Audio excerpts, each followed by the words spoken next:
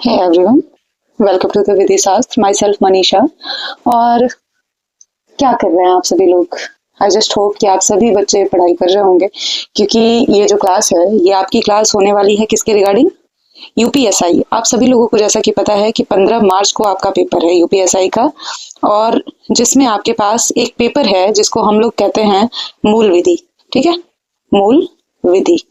मूल विधि का जो सिलेबस है ये आपका काफी बड़ा है, लेकिन कुछ एरिया आपको पढ़ना जरूरी है। ये एरियाज ऐसे हैं जिन्हें आपको पढ़ लेना चाहिए, क्योंकि हो सकता है कि इस एरिया से आपके क्वेश्चंस बने। ठीक है, ऐसे तो सारे ही पेपर इंपॉर्टेंट हैं, लेकिन कुछ मेजर लॉज हैं जो क्रिमिनल लॉ आपके चेंज हुए हैं, इन लॉज पे आपको काम कर लेना चाहिए, क्योंकि इनसे आपके पास 2 से 3 क्वेश्चन हो सकते हैं। ठीक है, तो आज हम लोग डिस्कस करेंगे, वो होने वाला है क्या? पहले आप सभी लोगों को जैसा कि पता था कि भारतीय दंड संहिता 1860 की ये थी, आईपीसी जिसको हम लोग कहते थे। अभी हमारे पास भारतीय न्याय संहिता है, बीएनएस 2023 की है ये। ठीक है, आप सभी को पता ही है कि सबसे पहली चीज जो हमें यहाँ एक कंपैरिजन के साथ आपके पास चार्ट अवेलेबल है। आप चाहें तो पुराना और नया दोनों ही देख सकते हैं, क्योंकि जो बच्चे नए हैं उनके लिए मुश्किल नहीं है, उन सभी को क्या करना है, नया पढ़ना है। लेकिन जो बच्चे पुराने हैं उन सभी लोगों को क्या करना है, नया पढ़ना है। पर वो पुराना भी पढ़ चुके हैं, क्योंकि पिछले कुछ वर्षों में पेपर हुआ है जिसमें क्या है, यूपीएसआई का पुराना लॉ आता था, जैसे कि आईपीसी पूछा जाता था, आईपीसी से आरपीसी एविडेंस पूछा जाता था। तो आज मैं मनीषा, मैं आप सभी लोगों के साथ ये डिस्कस करूंगी। इसी वजह से ये कंपैरिजन है, ताकि आप बड़े आसानी से उन एरिया पे फोकस करिए जो नया आया है। ठीक है, पुराना देखने की जरूरत नहीं है, इसलिए कि पुराने से क्वेश्चन आपके पास नहीं आने वाला है, नया वाला सेक्शन आपके साथ पूछा जाएगा। अभी देख लेते हैं, चैप्टर वाइज पढ़ेंगे। चैप्टर वाइज आपके कौन कौन से सेक्शन बहुत इंपॉर्टेंट है, उन सारी धाराओं को पढ़ने की कोशिश करेंगे। ठीक है, अब देखिए हमारे पास जो सेक्शन है, सेक्शन पे आने से पहले सबसे पहले जान लीजिए कि पहले की जो लॉ थी वो क्या थी, भारतीय दंड संहिता। मतलब कि आपके पास आईपीसी था, आईपीसी में कंप्लीट आपके पास 23 चैप्टर और 511 धाराएं हुआ करती थी। जबकि अभी हमारे पास क्या है, बीएनएस है। बीएनएस में हमारे पास चैप्टर बदल गए, मतलब कि 20 अध्याय हैं और टोटल धाराओं की संख्या जो है वो 358 है। ठीक है, 358 सेक्शन में इसको डिवाइड किया गया है। और अब क्या 23 चैप्टर थे तो उससे कुछ कम हुआ? तो ऐसा कुछ नहीं है, कोई भी चीज घटी या बढ़ी नहीं है। आपके पास क्या है, बस एक ऑर्गेनाइज फॉर्म में नया लॉ ले आ दिया गया है। 1 से 3 तक का जो सेक्शन है, इसमें आपके पास जो इंपॉर्टेंट है, देखिए वो क्या है। सबसे पहले तो इसका नाम समझ लीजिए कि आपका जो सेक्शन 1 है, जिसमें 1 क्लॉज 2 में दे रखा है इसका नाम और प्रारंभ और लागू होना। पहला जो है उसका क्या नाम है कि पहला क्लॉज आपका कहता है, 1 क्लॉज 1 जो है वो कहता है कि इसको हम लोग बीएनएस कहेंगे। 1 क्लॉज 2 कहता है कि इसका नाम क्या होगा, मतलब इसके बाद ये इन्फोर्समेंट में कब आया, तो आपके पास पता है आपको कि ये कब से लागू है, 1 जुलाई से। ठीक है, 1 जुलाई से 2024 से ये इन्फोर्समेंट में है। अब देख लीजिए, यहाँ पे आप लोगों को मैं एक ट्रिक बता दूं कि यहाँ कंफ्यूज होने की जरूरत नहीं है। आपके पास क्या है, बीएनएस है, बीएनएसएस है, और इसके बाद से भारतीय नागरिक सुरक्षा संहिता और बीएसए भारतीय साक्ष्य अधिनियम, तीनों ही एक ही डेट से लागू हो गए। तो ये बहुत अच्छी बात है। 25 दिसंबर को 2023, 25/12/2023 को इसको क्या मिल गया था, एसेंट मिला था प्रेसिडेंट का। ठीक है, तो एज अ क्रिसमस गिफ्ट 2023 में ये हम लोगों को मिला, और उसके बाद से 1 जुलाई को ये क्या हो गया, तीनों के तीनों इन्फोर्स हो गया। आपकी जो ये बीएनएस है वो कौन सी एक्ट नंबर अगर कहें तो देखिए ये भी क्वेश्चन आने की संभावना है। एक्ट नंबर 45 है ऑफ 2023, 2023 का ये 45वां एक्ट है। ठीक है, तो ये 3-4 चीजें हैं जो आपको पता चल गई। अब देख लीजिए, अब आता है सेक्शन 2। सेक्शन 2 में परिभाषा दिया गया है। इसमें कुछ परिभाषाएं हैं जो नई जोड़ी गई हैं, जिसमें बालक की परिभाषा पहली बार जोड़ी गई है, और ये परिभाषा 2 क्लॉज 3 में दी है, जिसका मतलब है कि 18 वर्ष से कम आयु का व्यक्ति। ठीक है, इसमें इसका डिफिनेशन सीधे सीधे कहता है कि any living creature means any person below the age of 18 year, 18 साल से छोटा जो भी व्यक्ति है उसको हम लोग क्या कहेंगे, बालक कहने वाले हैं। 2 क्लॉज 28 में आपके पास क्या है, ये लोक सेवक की परिभाषा दी गई है। पहले पब्लिक सर्वेंट जो दे रखा था वो अब आपका 2 क्लॉज 28 है। ठीक है, इसके बाद देख लीजिए 3 क्लॉज 5 कॉमन इंटेंशन की बात की गई है, जो पहले धारा 34 थी आप लोगों का सामान्य आशय। ठीक है, कॉमन इंटेंशन। ठीक है, अभी क्या, ये बहुत पूछा जाता था, धारा आपके साथ आने की संभावना है, पहले धारा 34 पूछी जाती थी, तो अभी क्या है 3 क्लॉज 5 में दे रखा है। तो पहले चैप्टर में आपके पास जो पूछे जाने वाली धारा थी ये यही थी। इसके अलावा एक दो धाराएं हैं जो पूछी जाती हैं, वो धारा है पहला 2 क्लॉज 8, ठीक है। 2 क्लॉज 8 में मतलब इसमें दे रखा है क्या, दस्तावेज, डॉक्यूमेंट दे रखा है। तो आप ध्यान रखिएगा कि दस्तावेज की परिभाषा जो है वो 2 क्लॉज 8 में है। इसके बाद जो जानने वाली चीज है वो है कि इंजरी, कोई भी घाव, जो भी चीजें इसमें होती हैं वो, और इसके बाद 2 क्लॉज 15 मतलब कि इलीगल वर्ड इसमें जोड़ा गया है। तो कुछ चीजें हैं जो आपको देख लेनी चाहिए। लोकल लॉ और स्पेशल लॉ की बात है जो पहले पूछी जाती थी, अभी नहीं पूछी जाने वाली है। इससे आपके लिए जो इंपॉर्टेंट सेक्शन है वो क्या है, 3 क्लॉज 5 जो कि आने वाला है आपके पास, ठीक है। एक है कि चल संपत्ति 2 क्लॉज 21, 2 क्लॉज 21 में आपके पास क्या है, चल संपत्ति को डिफाइन किया गया है। और चल संपत्ति आपका क्या होता है, इसमें कहा गया है कि ऐसा चीज जो मतलब किसी भी दीवार से या फिर किसी भी चीज से या पृथ्वी से जुड़ी हुई ना हो, ठीक है, उसको हम लोग चल संपत्ति कहने वाले हैं, ठीक है। ये चीज, एक और चीज की परिभाषा पहली बार जोड़ी गई है, वो है यहाँ पे जो जेंडर वर्ड है, 2 क्लॉज 10 में जेंडर वर्ड लिखा गया है, उसमें आपका क्या कहा गया है कि इसमें ट्रांसजेंडर को भी ऐड किया गया है। जेंडर में मेल, फीमेल और ट्रांसजेंडर को भी ऐड कर दिया गया है, तो इस चीज को ध्यान रखिएगा। अब इसके बाद देख लीजिए, आपके पास पब्लिक सर्वेंट आपको पता ही चल गया, 2 क्लॉज 28 में दे रखा है, इससे सेक्शन आने वाला है ये आपका। इसके बाद जो है ऑफेंस वर्ड की परिभाषा, अपराध वर्ड जो है वो आपका कहाँ पे दे रखा है, 2 क्लॉज 24 में आपका ऑफेंस डिफाइंड है, ठीक है। तो ये चीज ध्यान रखिएगा कि ऑफेंस जो है वो 2 क्लॉज 24 में है। इसके बाद देखते हैं, अब आ जाइए आप सीधे अगले चैप्टर पे, ठीक है। चैप्टर नंबर 3 की बात हो रही है। चैप्टर नंबर 2 आपका जो है इसमें वो किसकी बात करता है, पनिशमेंट की, ठीक है। यहाँ पे चैप्टर नंबर 2 मेंशन नहीं है, चैप्टर नंबर 3 से मेंशन है। चैप्टर नंबर 2 जो है वो आपका किसकी बात करता है, तो यहाँ पे एक ब्लैंक पेज लेते हैं और उसके बाद से हम लोग उसमें डिस्कस करते हैं कि यहाँ पे आपके पास सिर्फ जो जानने वाली बात है वो क्या है, चैप्टर नंबर 2। चैप्टर 2 आपका कहता है किसकी, यहाँ पे कितने तरह की पनिशमेंट है, ठीक है, सजा कितनी तरह की दी हुई है। तो पनिशमेंट आपका जो तरीका है वो देख लीजिए, बस इतना याद रखिएगा कि 6 तरह का पनिशमेंट दिया गया है, जिसमें आपके पास जो कम्युनिटी सर्विस है वो नया पनिशमेंट है, ठीक है। कम्युनिटी सर्विस आपका एक नया पनिशमेंट है जिसको आपको पढ़ना है। इसके बाद देख लीजिए इसमें क्या क्या आता है, मृत्यु आता है, आजीवन कारावास आता है। आपका जो इसमें कारावास है वो 2 तरह का होता है, एक होता है कठोर और एक सिंपल, ठीक है, रिगरस और सिंपल। जिसमें रिगरस का क्या मतलब होता है, कठोर कारावास का मतलब होता है कि उसमें आपको हार्ड लेबर दिया जाता है, जबकि इसके बाद आता है फॉरफीचर ऑफ प्रॉपर्टी, मतलब कि जब करना, फिर उसके बाद फाइन है, और फिर लास्ट है आपके पास कम्युनिटी सर्विस। ये देख लीजिए कि ये 6 है। आईपीसी में आपके पास टोटल नंबर ऑफ पनिशमेंट जो थे वो 5 थे, ठीक है। तो ये चीज ध्यान रखिएगा कि अभी आपके पास 6 तरह की पनिशमेंट आ चुकी है। अब देखो इसके बाद इसमें एक सेक्शन और ध्यान में रख लीजिए, सेक्शन नंबर 11, सेक्शन नंबर 11, 12 और 13, ठीक है। इसमें क्या है कि 11 में दे रखा है सॉलिटरी कन्फाइनमेंट, एकांत कारावास, ठीक है, कन्फाइनमेंट, एकांत परिरोध जो है वो कैसे होता है, किसी को भी आप लोग सोचते होंगे कि काला पानी की सजा दे दी जाती है या फिर ऐसा। फिर इसके बाद जो 12 है, 11 में ये दे रखा है, 12 में आपका जो है वो कहता है सीधे सीधे कि एकांत परिरोध पे क्या सीमाएं लगाई गई हैं, मतलब कि लिमिट क्या है। इसके बाद से आपका 13 जो है वो बताता है कि enhancement of punishment for certain offences, मतलब कि सजा कब बढ़ाई जा सकती है। इसके बाद आ जाइए आपका तीसरा चैप्टर। तीसरा चैप्टर बहुत इंपॉर्टेंट है और सबसे ज्यादा जरूरी क्या है इसमें देख लीजिए, 14 से लेके 44 तक दे रखा है, ठीक है। दूसरा चैप्टर हमने कहां से पढ़ा, आपका ये सेक्शन नंबर 5 से लेकर के 11 तक, 4 से लेकर के 11 तक दूसरा चैप्टर था, जबकि आपका 14 से लेकर के ये 13 तक था दूसरा चैप्टर, 14 से 44 तक आपका तीसरा चैप्टर है, जो किसकी बात करता है, साधारण अपवाद की। साधारण अपवाद की जब हम बात करते हैं तो सेक्शन 14, ठीक है, 14 आपको नहीं याद रखना है, लेकिन इसमें जो आपको सेक्शन बहुत ज्यादा याद रखना है वो है आपका सेक्शन नंबर 15, ठीक है। 15 जो है उसमें किसी भी जज को क्या किया जाता है, अपवाद के अंदर रखा जाता है कि कोई भी जज अगर कोई काम करता है, मतलब कोई भी अथॉरिटी है जो अगर कोई ऐसा काम करती है जिसमें वो क्या कर रही है, न्यायिक पावर को यूज कर रही है, तो उस सिचुएशन में हम उसको क्या कहते हैं कि उसको कोई भी सजा नहीं दी जाएगी। दूसरा जो है वो 16 में आपके पास जो आने वाला है वो होता है जेलर, ठीक है, बस इतना याद रखिएगा कि जेलर को कहाँ पे मतलब साधारण अपवाद के अंदर रखा गया है और कहाँ पे उसको दोष मुक्त किया जाता है कि वो अगर किसी भी पर्सन को फांसी दे देता है तो उस सिचुएशन में उसको सजा नहीं मिलेगी, क्योंकि वो क्या है, एग्जेम्प्टेड है किसके अंदर, 16 के अंदर। ठीक है, इसके बाद आता है 17। 17 आपका ये मिस्टेक ऑफ फैक्ट है। इसके बाद देख लीजिए मिस्टेक ऑफ लॉ है। अभी देख लीजिए 18। 18 बहुत जरूरत वाली बात है।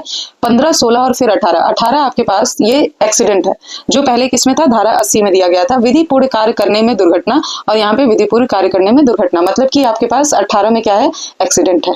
ठीक है, तो इतना जान लीजिए कि कोई भी चीज एक्सीडेंट कब हो जाती है, जब उसको हम लोग क्या करते हैं, बिना किसी आपराधिक आशय से अगर आप करते हैं, ना तो आपके पास कोई आपराधिक आशय था, ना ही आप जानते थे, मतलब कोई नॉलेज भी नहीं था आपके पास कि आप किसी भी लॉफुल एक्ट को कर रहे हैं इन लॉफुल मैनर। अगर कोई भी लॉफुल एक्ट है, विधिपूर्ण कार्य है आपका और विधिपूर्ण तरीके से हो रहा है, तो उस सिचुएशन में अगर कोई दुर्घटना हो जाती है, आपने प्रॉपर केयर और कॉशन रखा है, मतलब कि आपने सचेत रखा है खुद को, सब कुछ ध्यान में रखा है, सही तरीके से सारे काम को कर रहे हैं, फिर भी कोई दुर्घटना हो जाती है, उस सिचुएशन में हम कहते हैं कि क्या हो गया, दुर्घटना, मिसफॉर्चून जैसी चीज को ध्यान में रखिए, तो उस सिचुएशन को हम कहते हैं कि एक्सीडेंट है। ठीक है, इसके बाद इंपॉर्टेंट है 17 के बाद ये 20, 18 के बाद 20। 20 जो है वो बात करता है डली इन कैपेक्स की।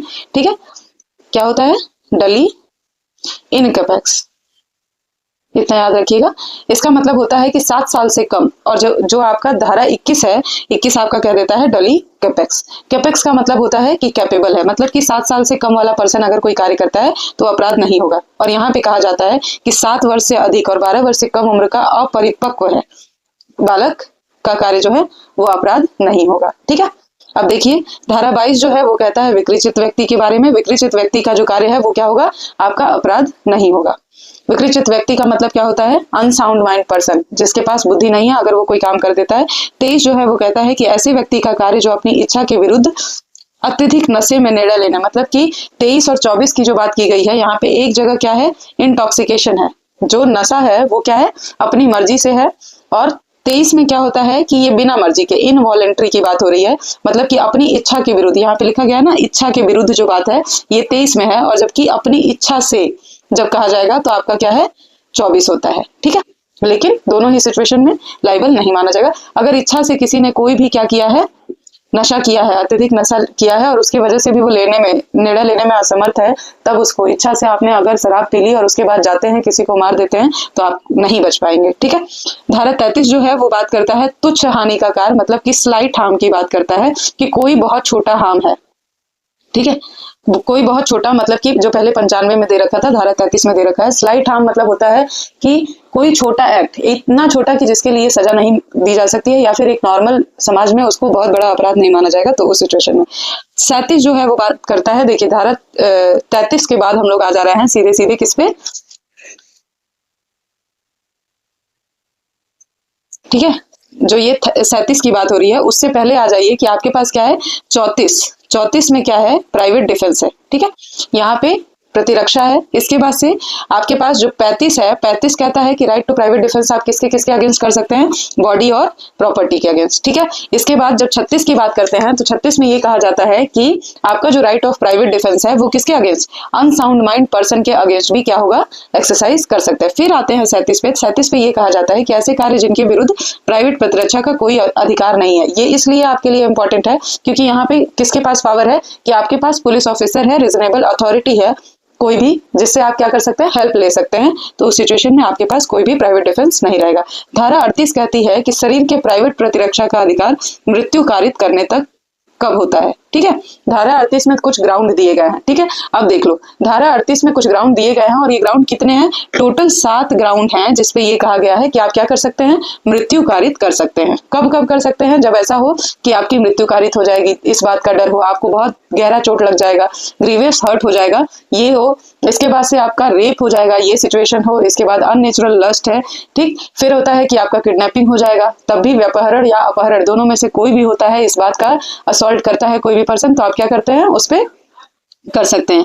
आपको रॉन्गफुली कन्फाइन कर दिया जाएगा। इसके बाद से आता है कि आपको क्या किया जा रहा है, एसिड आपके ऊपर फेंकने की कोशिश की जा रही है। तो ये है आपके पास 7 ग्राउंड, जिन ग्राउंड्स पे आप क्या कर सकते हैं, किसी भी व्यक्ति का मृत्यु कारित कर सकते हैं। ठीक है, तो ध्यान से याद रखिए कि 38 में आप क्या कर सकते हैं, मृत्यु कारित कर सकते हैं। इसके बाद आता है 39। 39 में क्या है कि आप मृत्यु नहीं कारित कर पाएंगे। ठीक है, 39 में मृत्यु नहीं कॉज कर सकते, उसके अलावा कोई भी एक्ट कर सकते हैं। तो कब नहीं कर सकते मृत्यु, जब ये 7 सिचुएशन नहीं होगी तो उसके अलावा कहीं भी आप मृत्यु कारित नहीं कर सकते हैं। 40 जो है वो कहता है आपका कि कमेंसमेंट, कहां से कहां तक आपका प्राइवेट डिफेंस रहता है। ठीक है, तो यहाँ पे जब तक आपको किसी भी चीज का डर रहेगा, किसी भी खतरे का डर है, तब तक आपका जो ये प्राइवेट डिफेंस है वो एक्सरसाइज कर सकते हैं आप। इसके बाद से 41 से आपका क्या है, प्राइवेट डिफेंस होता है प्रॉपर्टी में। ठीक है, प्रॉपर्टी में, क्योंकि आपका 35 कह रहा है ना कि आप प्राइवेट डिफेंस बॉडी और प्रॉपर्टी दोनों के अगेंस्ट एक्सरसाइज कर सकते हैं। आप अपनी भी प्रॉपर्टी के अगेंस्ट एक्सरसाइज कर सकते हैं और दूसरे की भी प्रॉपर्टी के अगेंस्ट अपना प्राइवेट डिफेंस एक्सरसाइज कर सकते हैं। ठीक है, इसके बाद आ जाइए 41 कहता है कि ठीक है, आप क्या करो, प्राइवेट डिफेंस 41 में एक्सरसाइज करोगे और उसके बाद से आप क्या कर सकते हो, उसको डेथ। ठीक है, वहां पे 41 में ये कहा गया है कि डेथ कॉज कर सकते हैं। तो डेथ कॉज करने के लिए यहाँ पे 4 ग्राउंड है। 4 में पहला है आपका रॉबरी, दूसरा है मतलब लूट और वो होता है ग्रीव हेदन, हाउस ब्रेकिंग है। फिर इसके बाद से आता है मिस्चीफ बाय फायर। ठीक है, इसके बाद से आ जाइए थेफ्ट, मिस्चीफ या हाउस ट्रेसपास कमिट करते हैं उस सिचुएशन में जहां पे मान लीजिए चोरी, हाउस ट्रेसपास और उसके बाद से आपके पास होता है कि मिस्चीफ। ये सब कॉज करने के टाइम पे आपको सामने वाले के पास खतरा है किस चीज का, कि उसको कोई भी गहरा चोट लग सकता है। 42 कहता है कि कब आप डेथ के अलावा कोई और का मतलब ऑफेंस कर सकते हैं। ठीक है, इसके बाद देख लीजिए नेक्स्ट आता है कि 43 कहता है कि कब तक आपका कमेंस रहेगा, ये मतलब कब तक कंटिन्यू रहेगा right of private defence property के मामले में, जिसमें टोटल आपके पास कितने 5 ग्राउंड दिए हुए हैं कि इन सिचुएशन में आपका अलग अलग जगह रहता है। ठीक है, जो एसआई के लिए जरूरी नहीं है, बस इतना ध्यान रखिए कि यहाँ पे 5 ग्राउंड है। ठीक है, right of private defence against the deadly assault where there is risk of harm to the innocent person. 44 जो वो कहता है कि किसी का रिस्क ऑफ हार्म है तो उस सिचुएशन में आप क्या कर सकते हैं, मान लीजिए कोई और पर्सन पीछे छिपा है, शेर को मार रहे हैं, पीछे कोई है और उसको लग गया, तो उस सिचुएशन में आपके ऊपर कोई भी बात नहीं आएगी। ठीक है, अगला जो है वो बात करता है 45 से लेके 62 तक की बात है, जिसमें जो धारा 8 है, अध्याय 4 है, जिसमें आपकी धाराएं कितनी हैं, 45 से 62 तक की धारा है, जिसमें आपके पास 2 चीजें हैं। पहला कि आपके पास क्या है, दुष्प्रेरक होता क्या है, दुष्प्रेरक कौन होता है, और उसके बाद से फिर बात करते हैं। यहाँ पे धारा 48 जो है वो नई धारा है जो जोड़ी गई है। ठीक है, बाकी सारे पुराने हैं। इसी में आपके पास षड्यंत्र विषयक, ठीक है, क्रिमिनल कॉन्स्पिरेसी भी इसमें जोड़ दिया गया है, आपराधिक षड्यंत्र भी यहाँ पे आ गया है। अब देखिए धारा 48 से ही क्वेश्चन आने की संभावना है, जिसमें ये कहा गया है, देखिए यहाँ समझने वाली बात है, 45 जो है वो कहता है कि किसी भी चीज का दुष्प्रेरक, ठीक है, अबेटमेंट ऑफ थिंग की बात करता है। और उसके बाद दुष्प्रेरक कब होता है, जब कोई भी आपको इंस्टिगेट करता है, एंगेज रहता है या फिर इंटेंशनली एड करता है, मतलब कि आपको भड़का रहा है। दूसरा चीज है कि आपके साथ मिलके कुछ करना चाहता है, और दूसरा ये है कि इंटेंशनली अपने आशय से आपको मदद कर रहा है कोई भी चीज ऐसा करने में। अब देख लो 46 कहता है कि अबेटर होता कौन है। ठीक है, तो अबेटर कौन होता है, वो पर्सन जो किसी भी चीज को दुष्प्रेरित करता है। ठीक है, इसके बाद आ जाइए 48 से पहले जो 47 है, इस चीज को ध्यान रखिए कि यहाँ पे क्या किया गया है, ये भारत में कारित अपराधों की बात कर रहा है, और यहाँ पे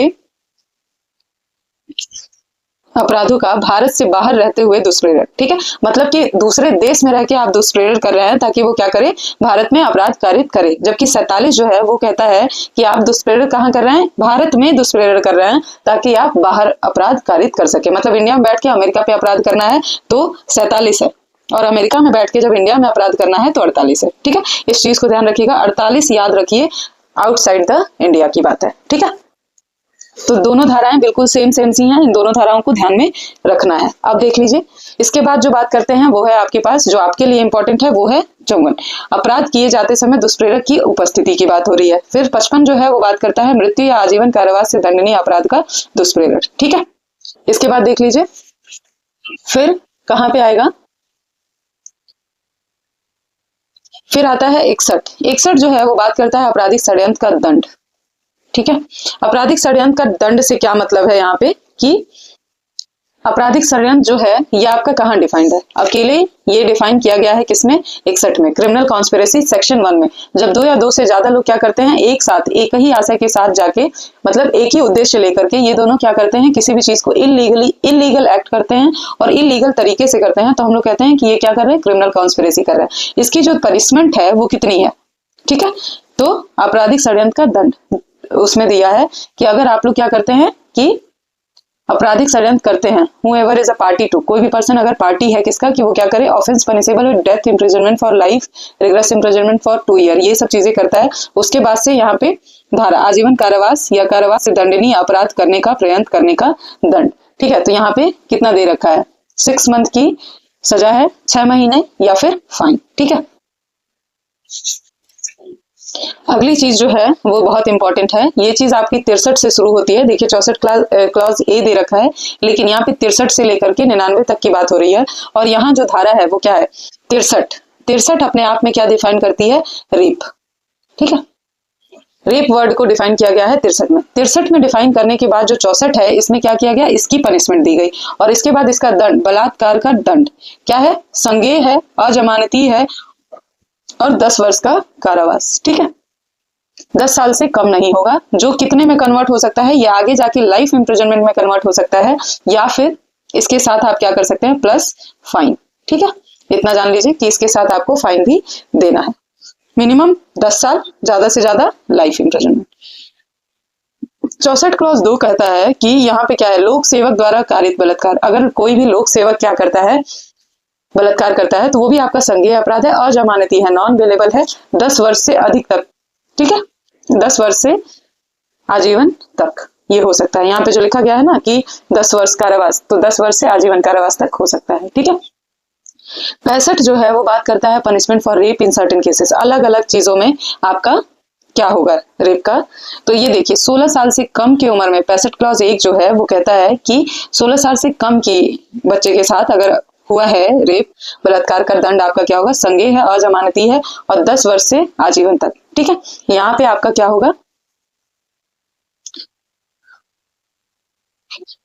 लेस देन 20 ईयर। यहाँ पे जो आपका 20 साल है ये पहले, और इसके बाद से ये कहां तक बढ़ सकता है, आजीवन कारावास तक बढ़ सकता है। और आजीवन कारावास का यहाँ पे जो मतलब है वो क्या है कि बची कुची जिंदगी, इनकी जितनी भी बची कुची जिंदगी है वो पूरा। ठीक है, आगे देख लेते हैं कि 65 क्लॉज 2 कहता है कि यहाँ पे किसका रेप हो रहा है, 12 साल से कम उम्र के बालक के साथ बलात्कार का दंड संज्ञेय अपराध है। और यहाँ पे इसकी जो सजा होगी वो कितनी होगी, shall not be less than, मतलब कि 20 साल से कम नहीं होगी, जो आजीवन कारावास में कन्वर्ट होगी। और यहाँ पे भी ध्यान रखिए कि नेचुरल लाइफ जो बचा हुआ है, यहाँ पे आजीवन कारावास का मतलब 20 ईयर नहीं होने वाला है। फ्रैक्शन का मतलब जो हम लोग पढ़ रहे थे यहाँ पे सेक्शन 6 में, वो फ्रैक्शन इस पे अप्लाई नहीं होगा। ठीक है, हमें क्या करना है, फ्रैक्शन कहाँ अप्लाई करना है, फ्रैक्शन आपका अप्लाई होगा कहाँ पे जाके, बाकी ऑफेंसेस पे लगेगा। रेप की सिचुएशन में हमें फ्रैक्शन नहीं लगाना है कि कितना काउंट करेंगे, यहाँ पे हमें काउंट करना है कितना, कि 20 ईयर नहीं है, ये आपका आजीवन कारावास का मतलब लाइफ इम्प्रिजनमेंट होने वाला है। ठीक है, धारा 67 जो है वो बताता है कि पति द्वारा पत्नी के साथ पृथककरण के दौरान मैथुन का दंड, ये जो है 2 वर्ष से 7 वर्ष तक दिया हुआ है। ठीक है, इसके बाद से 67 इंपॉर्टेंट है, 2 वर्ष से 7 वर्ष। और इसके बाद देख लीजिए यहाँ पे इसके साथ, सबके साथ क्या है, प्लस में फाइन है। जब ये सारे ऑफेंसेस हैं तो यहाँ पे एंड फाइन की बात की गई है, मतलब इसके साथ फाइन जरूर मिलेगा। ठीक है, 66 जो है वो बात करता है परसिस्टेंट। यहाँ पे अगर कोई भी परसिस्टेंट वेजिटेटिव स्टेट में आ जाता है तो ये इंपॉर्टेंट नहीं है। 69 देख लीजिए, 69 जो है वो बात करता है, 68 जो है sexual intercourse by person in authority की बात है। तो ये भी जान लीजिए कि यहाँ पे भी आपकी 5 साल की सजा होगी, जो 10 साल में कन्वर्ट हो सकती है। ठीक है, इसके बाद आते हैं 69 जो है ये सेक्सुअल इंटरकोर्स है by the employing deceitful means, क्या है, प्रवंचनापूर्ण साधनों का प्रयोग करके मैथुन, अपनी पहचान छिपाकर या विवाह का वचन देकर मैथुन करना, तो वह बलात्कार की कोटि में नहीं आएगा, संज्ञेय अपराध है और 10 वर्ष की सजा है। ठीक है,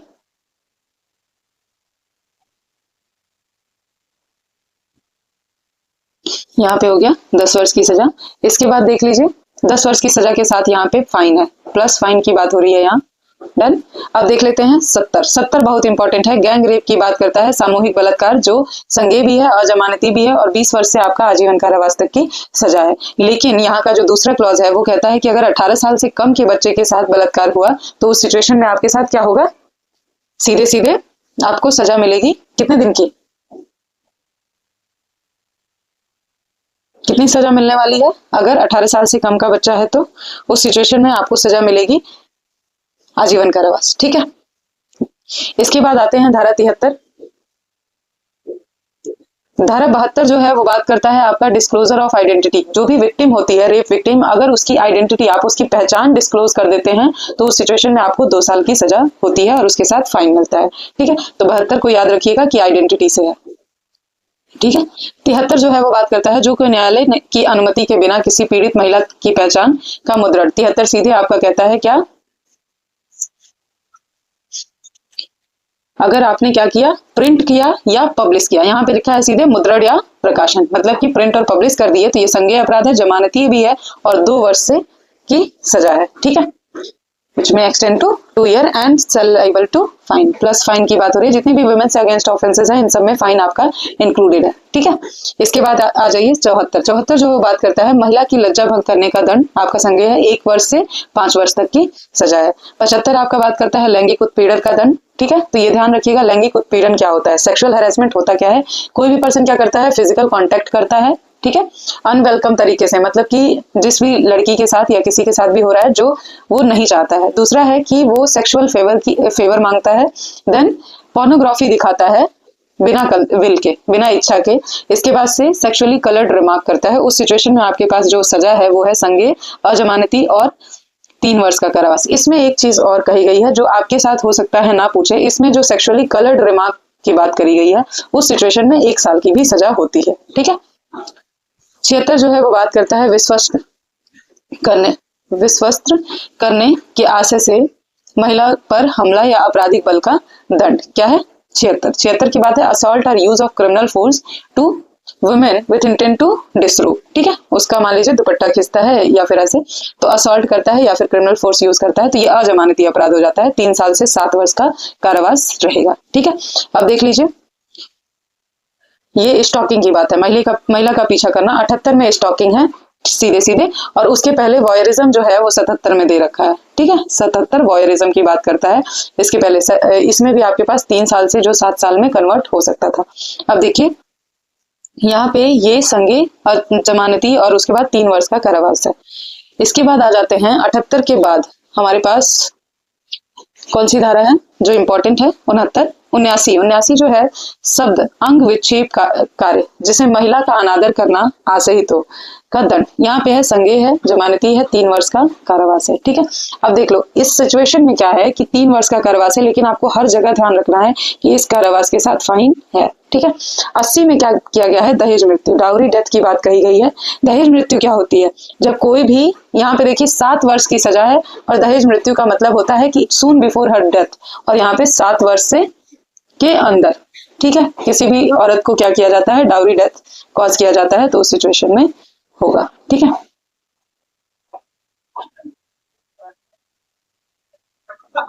अब देख लीजिए 81 विधि पूर्व विवाह की प्रवंचना से विश्वास दिलाकर सहवास करने का दंड। यहाँ पे आपके पास 10 वर्ष का कारावास है। 81 ठीक है, इंपॉर्टेंट है। कोहैबिटेशन जो है वो cause by the man deceitful including inducing belief of lawful marriage, कि आपसे शादी करेगा उस बिलीफ ऑफ लॉफुल मैरिज, मतलब ये कि नकली पति बनता है लेकिन वो कहता है कि मैं आपका असली पति हूँ उस सिचुएशन में। 82 क्लॉज 1 जो है वो कहता है पति या पत्नी के जीवित रहते पुनः विवाह करने का दंड। ये आपका है बाइगेमी, जिसके लिए आपके पास 7 वर्ष का कारावास है, और ये ध्यान रखिए कि ये जमानती अपराध है।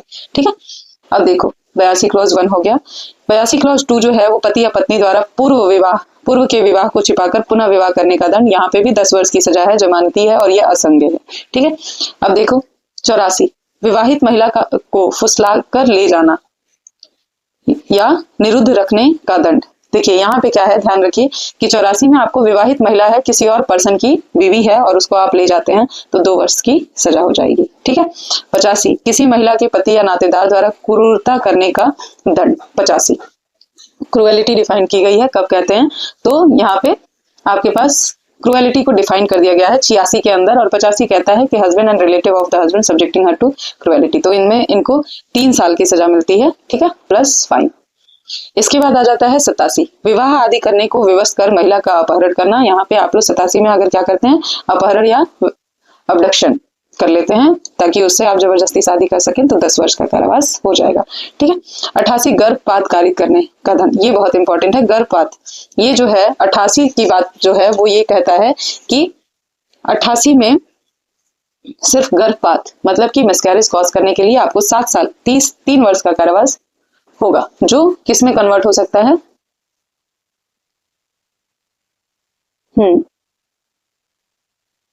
अगर क्विक अनबॉर्न चाइल्ड हुआ इस सिचुएशन में तो उस जगह पे आपका 7 साल में कन्वर्ट हो जाएगा, ठीक है। और 89 ये कहता है कि उसकी कंसेंट के बिना कर दिए आप तो उस सिचुएशन में आपको 10 साल की सजा होगी। 90 कहता है गर्भपात कारित करने के दौरान मृत्यु कारित होने का दंड, अगर गर्भपात हो रहा था उस सिचुएशन में मृत्यु हो गई तो 10 वर्ष का कारावास, अजमानतीय है ये अपराध। 95 कहता है अपराध करने के लिए बालक को भाड़े पर लेने, ठीक है, नियोजित करना या नियुक्त करना, ये 3 वर्ष से 10 वर्ष तक का कारावास है, ठीक है। अगला चैप्टर बात करते हैं, यहाँ पे हमने क्या कर लिया, 95 तक डिस्कस कर लिया है, ठीक है। 95 के बाद आपके पास जो है वो और ज्यादा इंपॉर्टेंट अभी तो नहीं है, ठीक है। अगला चैप्टर आ जाइए, ये धारा आपका कहां तक था, 99 तक था। अब जो इंपॉर्टेंट है वो होने वाला है 100 से 146, 6वां अध्याय है 100 से 146, मानव शरीर अपराध विषय, मतलब कि 5वें में विमेन और बच्चे थे, अभी आपके पास क्या है, मानव शरीर, और उसके बाद से आपका आता है क्या,